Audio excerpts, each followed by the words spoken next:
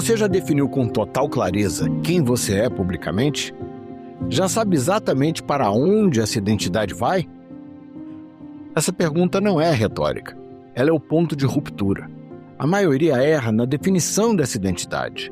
Constrói uma imagem coerente, legível, sofisticada e param por aí. Ou seja, muita gente gira em torno da imagem de si mesmos. Na aula anterior, você construiu o quem da identidade pública. Hoje, a pergunta muda de patamar. Identidade? Para quê? Sua identidade precisa de uma causa, para que ela não seja um espelho do seu próprio ego. Com uma causa, ela vira flecha, ganha direção histórica, torna-se o eixo que puxa a liderança para fora de você. Esse é o eixo central dessa aula. A liderança não se projeta a partir do indivíduo, ela se projeta a partir da causa que o indivíduo assume. Imagine que você construiu uma identidade pública impecável, coerente, legível, respeitável. E agora? Você vira o centro do universo ou descobre que o verdadeiro centro nunca foi você? Essa é a primeira grande inversão que separa quem constrói liderança real de quem apenas acumula admiração passageira. Liderança sólida não nasce quando o foco está na pessoa, ela nasce quando o foco se desloca para o problema coletivo. Sabe por quê? Porque as pessoas não seguem o líder simplesmente. Elas seguem ao propósito maior ao qual o líder serve. Abraham Lincoln, por exemplo, entendeu isso como poucos. Ele não se apresentou como o homem genial que salvaria a América. Ele se colocou a serviço de uma causa maior que ele próprio, a preservação da União. O problema era maior do que o homem, e foi exatamente por isso que o homem foi elevado. Compare agora com Dom Pedro II. Dom Pedro foi um dos governantes mais respeitados de toda a história brasileira. Tinha cultura vasta, um prestígio pessoal imenso.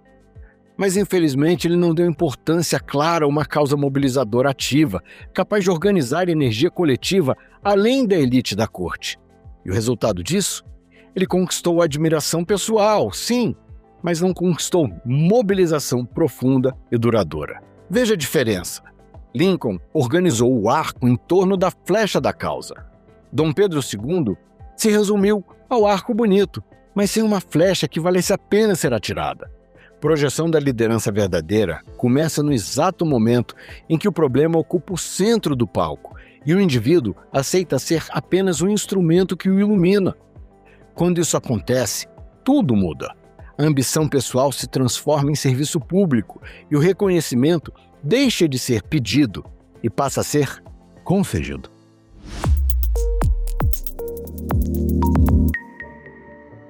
Agora que o centro já não é mais você, a pergunta que separa os que constroem de verdade dos que apenas se iludem é realmente simples.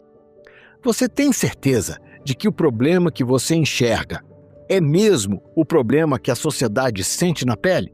A maioria erra aqui. Escolhe um problema bonito, conveniente, que combina com a própria biografia. Mas causa legítima não nasce de gosto pessoal. Ela nasce da leitura correta da realidade. Existem problemas técnicos que se resolvem com competência e autoridade.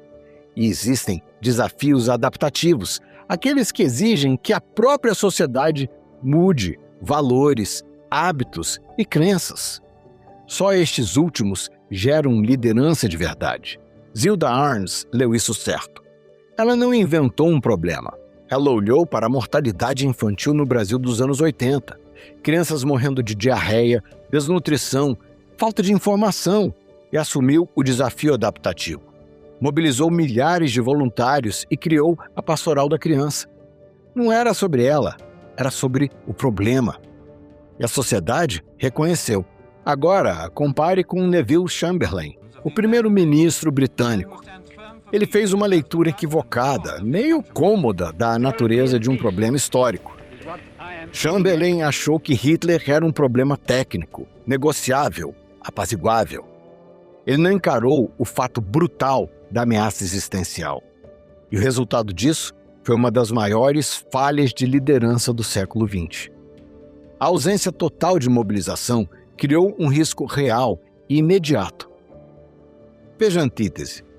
Zilda Arnes leu a realidade e gerou um movimento voluntário em escala nacional.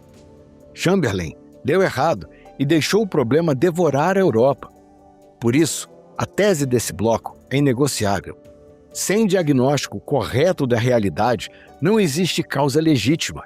E sem causa legítima, não existe projeção de liderança sustentável. O problema não espera que você esteja pronto.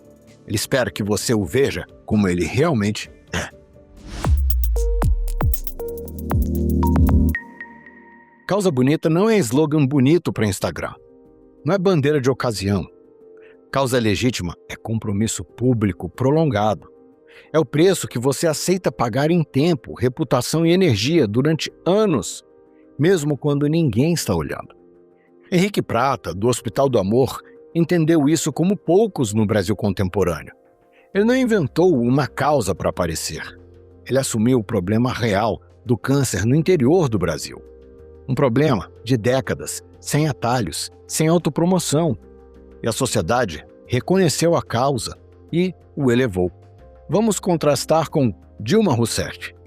Agenda ideológica vasta e intenções declaradas, mas total ausência de um eixo organizador claro, coerente e prolongado que conseguisse converter boa vontade em mobilização estruturada e duradoura. O resultado? Fragilidade na acumulação de legitimidade. A causa nunca se consolidou. Ela tentou organizar causas em torno de uma agenda pessoal e a sociedade nunca sentiu o brilho da legitimidade. Então, aqui hoje eu estou saudando a mandioca. Acho uma das maiores conquistas do Brasil. Por isso, a escolha de uma causa tem 4 critérios que não são negociáveis. 1. Conexão visceral e real com o problema. Não intelectual, visceral. 2. Capacidade concreta de contribuição, ainda que inicial. 3. Coerência absoluta com a identidade pública. E 4. Disposição para continuidade, mesmo quando o aplauso desaparecer. Sem esses critérios, você não tem causa. Tem apenas um desejo de liderança. E desejo não acumula legitimidade. Causa não é etapa posterior, mas o eixo que organiza tudo que vem depois. As pessoas não seguem o que você faz. Elas seguem o porquê do que você faz. Lee Kuan Yew viveu isso como poucos na história moderna. Em um território minúsculo, um brejo sem recursos naturais, cercado por países gigantes e hostis, ele mobilizou milhares de pessoas em torno de uma visão de nação com estabilidade e desenvolvimento. E cada decisão econômica, educacional, urbana, anticorrupção, passava pelo mesmo filtro.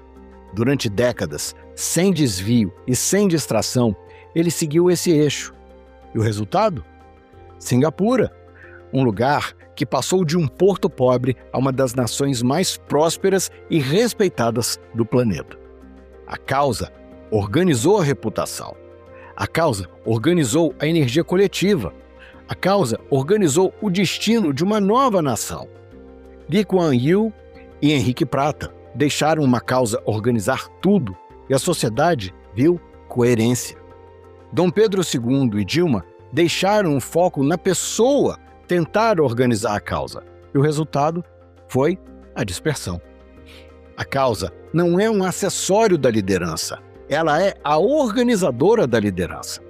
Quando ela é clara, as ações ganham direção previsível, as escolhas tornam-se legíveis, a identidade se consolida, a narrativa futura encontra estrutura. Sem ela, você pode até ser admirado, mas não será seguido por muito tempo. E é exatamente por isso que, depois de assumir a causa, o próximo passo não é agir mais rápido, é fazer essa causa ganhar vida no tempo.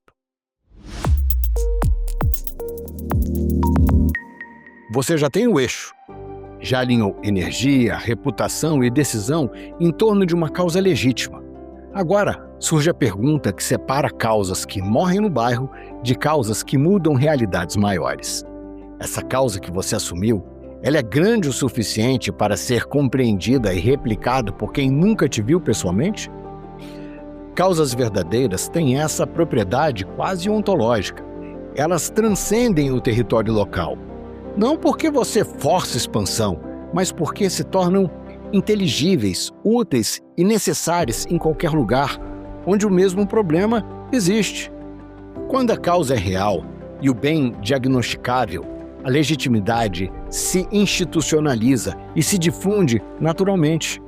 A liderança adaptativa cria condições para o problema ser enfrentado além da autoridade formal inicial. A disciplina focada gera replicabilidade automática. A causa cresce. Uma causa clara, bem lida, comprometida, que não precisa de marketing forçado, ela se replica sozinha. Mas, quando a causa é autocentrada ou mal lida, ela morre exatamente dentro dos limites onde ela nasceu. Quando a causa é significativa, ela se torna maior que o território e maior que o próprio indivíduo. Escala não é popularidade instantânea. Escala não é crescimento abrupto.